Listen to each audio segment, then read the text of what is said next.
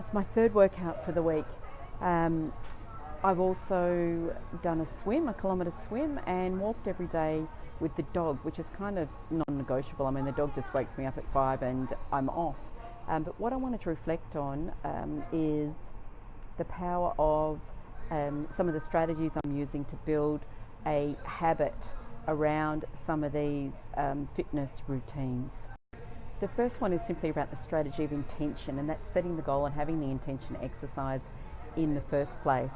And I actually have written goals which I put together at the start of every year and then at the start of every quarter.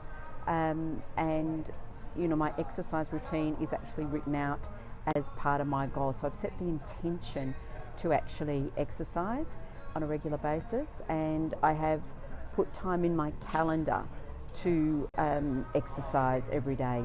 So the next strategy is to actually understand the structure of habits and how they work.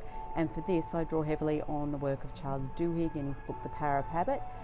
He's also shared a lot of this work online, so look for the link in the next screenshot. But the basic structure is that there is some sort of cue or trigger which leads to an action or behaviour, and a habit is really just a pattern of repeated behaviour, and that gives us some sort of reward. So let's dissect an example for me of what that looks like. So the cue is either my alarm goes off in the morning or the dog wakes me up around about 5 a.m.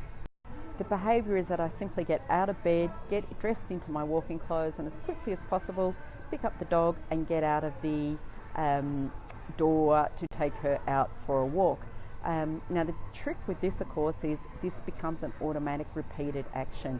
There's no decision to be made, there's no choice in the matter. I'm simply going to get up every morning and repeat that behaviour of getting dressed, getting the dog out for a walk straight away.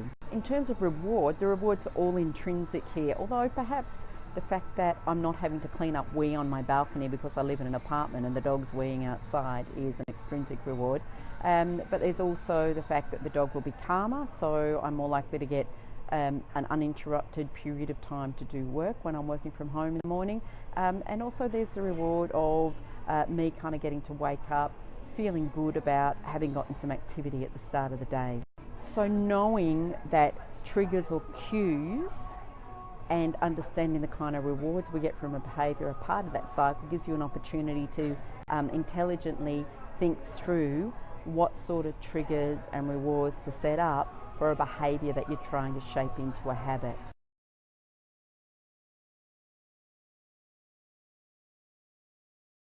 Strategy number 3 is to have an accountability buddy. Meet Jess, my daughter. She's my accountability buddy for the gym. Mm-hmm. Yeah? She loves going to the gym, so it's more likely that I'll go to the gym because I've got her wanting to go to the gym and encouraging me. And what happens when I don't want to go to the gym? What do? I say, suck it up, princess. There you go. And the last strategy is the strategy of tracking. So I'm actually using an app for that at the moment. It's called Coach.me. It is a paid app though, so I'm not sure if Way of Life, which is one I've used in the past, which does a similar job, is paid or not, but you can have a look at that for yourself if you're interested in a habit tracking app. I find that easier to use than trying to track manually. I'm more likely to fill it in if it's on my phone. I open Coach.me a couple of times a day to tick off some of the habits I'm trying to form. I will pop a screenshot next to show you what Coach.me looks like. Gives lots of little good feedback and nudges and things, and that is also supporting me with habit formation. So hopefully that's given you some ideas that you might consider using for yourself to help build whatever habits you're working on at the moment.